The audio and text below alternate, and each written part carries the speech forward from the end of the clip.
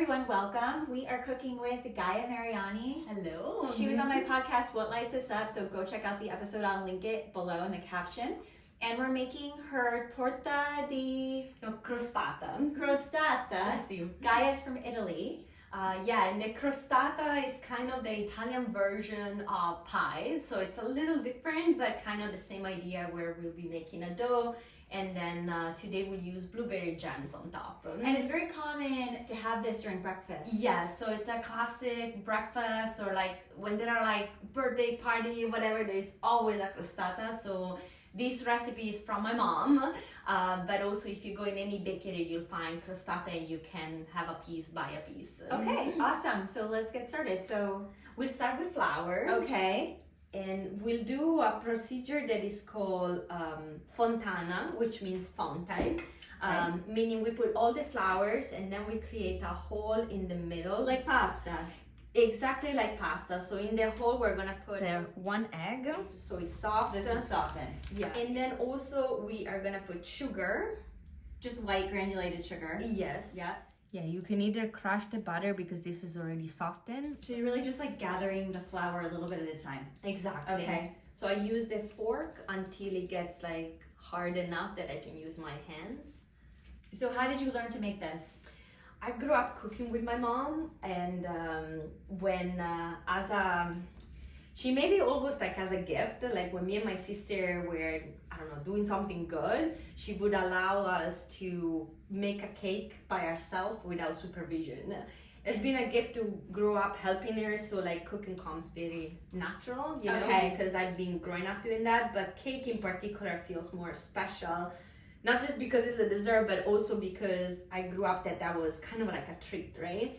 And this one, it's like my go-to. So if I would be invited with somebody's house that maybe is curious about Italian food, this is such like a classic that it's always nice to share, you know? Now, why do Italians eat sweets for breakfast? Like, why is that a traditional breakfast? I really don't know. It's true that it's sweet, but typically it's also light. The breakfast is relatively light.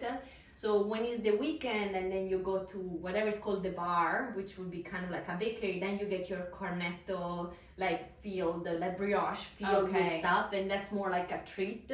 But then on a daily basis, those breakfast cookies are light, you know. So while you are enjoying your time, you keep massaging, and we're gonna keep massaging more because as we do, since our butter was not completely melt, as we do this, the butter keeps softening and becoming one with all the other ingredients. And then we add the baking powder last. Normally, like American recipes, you add the baking powder in the dry ingredients. You could, but so I guess in this one you could. Sometimes when the baking powder mix with other ingredient too early, then it loses some of the rising property. That's a great tip. So typically in the cakes, Italian cakes, you always add it last. Yeah. So is it like a dry dough? Yeah, it's gonna be dry, and once it's done, we put it in the plastic wrap for 30 minutes so it hardens. Yeah. You want it to be kneaded until all the flour is really really in. Yeah, and it's not yet. Yeah, it still needs a little more. Also, these pieces we want to collect them. So now it looks good. So we put. So now it's good. Okay. Yeah. So now we are. So it's very smooth. Yeah, it's very smooth. It's soft. If you look at it, it's almost like Play-Doh. So it's compact. It keeps the shape, but it's soft. I'm gonna add the baking powder, and we continue massages a little more. Okay, so adding the baking powder to let the baking powder soak in. Perfect. So now we create like a bowl and we put it in a plastic wrap for 30 minutes. The goal of this is the bowl is gonna get harder. And we put it in the fridge. Perfect. Okay.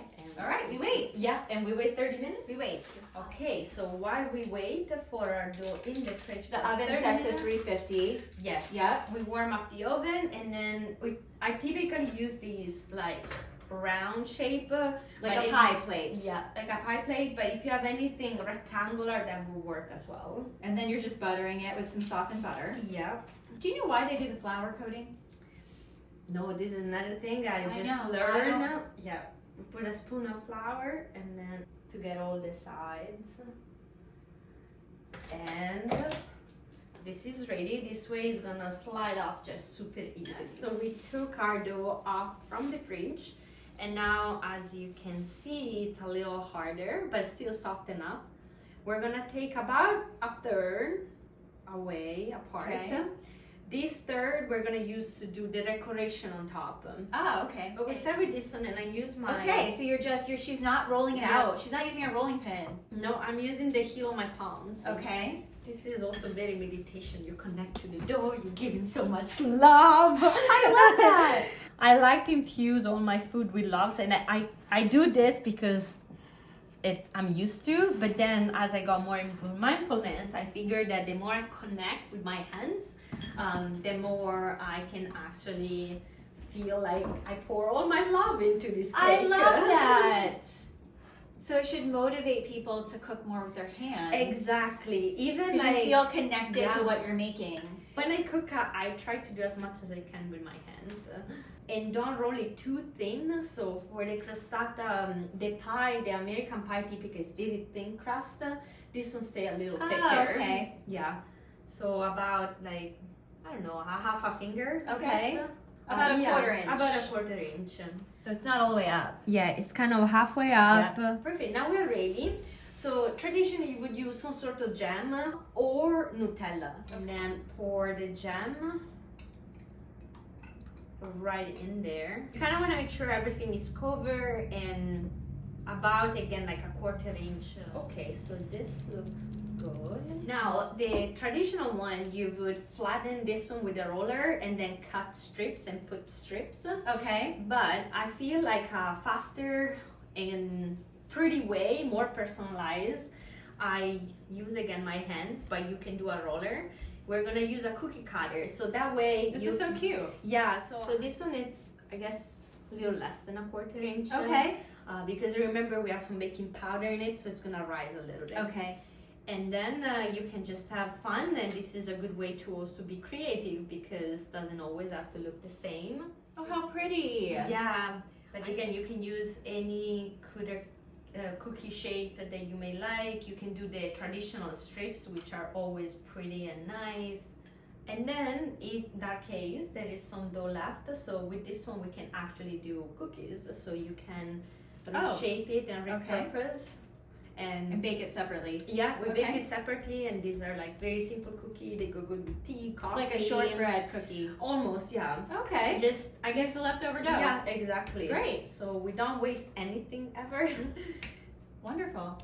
And with this one, if you have like those kind of colorful sprinkles, you can put those sprinkles on top. I do have some sprinkles. Oh, that would be cute to put You want on to do top. that? Okay. Yes. That's so pretty. Ta-da. Yeah, now we're gonna put it in the oven for 30 minutes. This looks so pretty. I would call it a tart in It's kind of, American, I guess, but it's like Yeah. like a pie, like a jam pie or a. I'm excited. Yeah, and then this is what comes out from The little cookies. leftover The dough. little cookies. How pretty do these hearts look? They're so cute. Yeah, so you can see now we should have let the jam cool down a little bit more. Yes. So if you let it cool it down more, it won't be runny, it will be like stay in place. But it's delicious for a little warm as well. So, You know what it tastes like? A warm Pop-Tart. Oh my god, it tastes like a Pop-Tart. I don't know what the Pop-Tart is. Oh my god, I just know what a Pop-Tart is. No. This is amazing. It's like a homemade Pop-Tart. All right, go and we'll link the ingredients.